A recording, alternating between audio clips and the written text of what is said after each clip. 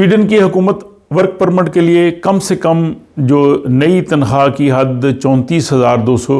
नाफज करने जा रही है। इससे जो मौजूदा वर्क परमिट होल्डर्स हैं उनमें से 50% लोग जो हैं उनको जो है वो मसला पैदा हो जाएगा और वो शायद अपना वर्क परमिट एक्सटेंड ना करवा सकें। इस सब की तफसील आज के इस व्लॉग में शामिल है। स्टॉकहोम स्वीडन से आरिफ कसाना की जानिब से सलाम कबूल कीजिए। 15 फरवरी को स्वीडन की हुकूमत को इंक्वायरी कमेटी की जानिब से सिफारिशात जो मिली थी उसके हवाले से आपने कल व्लॉग देखा और आप सब ने उस पर जो है वो तफसीली तबसरे की, आपका बहुत शुक्रिया।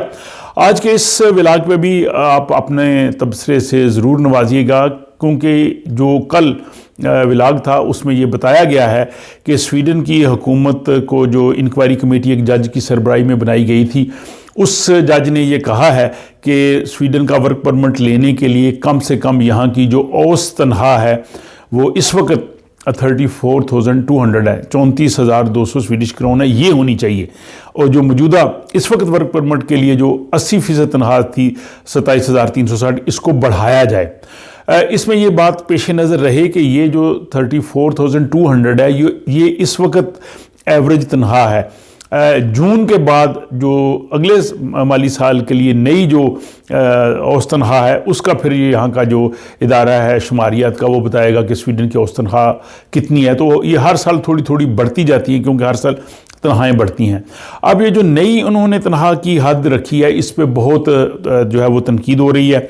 और इसमें सबसे ज़्यादा तनकीद मुल्क के जो चीफ इकोनॉमिस्ट हैं अलमेगा, उन्होंने ये कहा है कि अगर ये नई तनख्वाह नाफज की गई तो जो इस वक्त लोग वर्क परमिट पे काम कर रहे हैं इनके लिए निसफ तादाद के लिए 50% के लिए मुश्किल हो जाएगा कि वो नई तनख्वाह का जो है वो हासिल कर सके और उसके मुताबिक अपना वर्क परमिट जो है वो एक्सटेंड करवाएं। अगरचे इंक्वायरी कमेटी जो है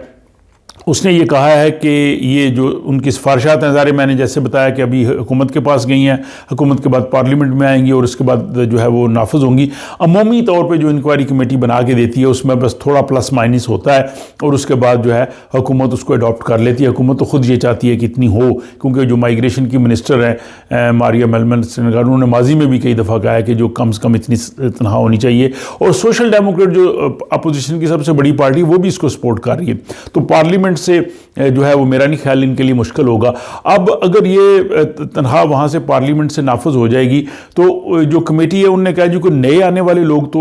उनके लिए तो 1 जून अगले साल यानी 2025 से होना चाहिए, लेकिन जो इस वक्त काम कर रहे हैं इनको मज़ीद 1 साल का दे दें तो इनके लिए जून 2026 हो जाएगा। लेकिन इसके बावजूद जो चीफ इकोनॉमिस्ट हैं उन्होंने ये कहा है कि 27,360 से ये जंप लगा के जो 34,200 34,200 पे गए हैं, ये बहुत बड़ा गैप है और 50% लोगों के लिए मुश्किल हो जाएगा अपने वर्क परमिट को एक्सटेंड करवाना, और ये बहुत बड़ा अलमिया होगा। और बात उनकी बहुत हद तक जो है वो दुरुस्त भी है कि क्योंकि स्वीडन में ये जो सैलरी है 34,200 बहुत बड़ी सैलरी है। अगरचे ये एवरेज तनख्वाह है, लेकिन एवरेज तनख्वाह की बुनियाद पे मुल्क की जो लोगों के लिए तनख्वाह की शर्त नाफज करना, ये मैं समझता हूँ कि दुरुस्त नहीं है। ये मैथमेटिकली शायद दुरुस्त हो। इसकी मिसाल ऐसी है कि अगर एक कमरे में जो लोग बैठे हैं हर एक की जेब में जो है वो 100 क्रोन है, 9 लोगों की जेब में 100 क्रोन है, तो औसत हो गई 100 क्रोन। लेकिन अगर उसी दौरान एक आदमी आके उधर बैठता है और उसकी जेब में जो है वो 1 मिलियन क्रोन है, तो अब 10 लोगों की जब एवरेज निकालेंगे तो वो तो लाखों में चली जाएगी, और बेसिकली जो 9 लोग हैं उनके पास तो लाखों नहीं, उनके पास तो 100 क्रोन है। इसी तरह ही स्वीडन में बहुत जो हाई सैलरी वाले लोग हैं जिनकी बहुत ज़्यादा इनकम है उसको मतलब जमा करके ये औसत तनख्वाह जो हर साल निकाली जाती है मीडियन सैलरी, इसकी बुनियाद पे वर्क परमिट का लेके आना मुश्किल है। दूसरी चीज़ यह है कि जो मौजूदा लोग इस वक्त काम कर रहे हैं उनके लिए वाकई अगर किसी ने मतलब 28,000 पे 29,000 पे वर्क परमिट लिया है और उसने एक्सटेंड करवाना है 2 सालों में, वाकई मुश्किल हो सकता है, क्योंकि यहाँ पे जो बाज़ जॉब्स पे हर साल और बाज़ पे 2 साल बाद जो है वो तनख्वाह बढ़ती है, जैसा उनका यूनियन के साथ जो है वो मुआहदा होता है।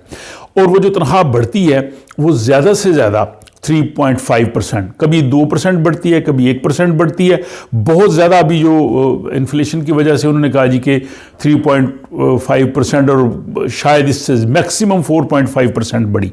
अब अगर 27,000 का अगर हम ले 4%, तो वो मेरा ख्याल 1,000 बनता है, यानी 28,000 बन जाती है। जो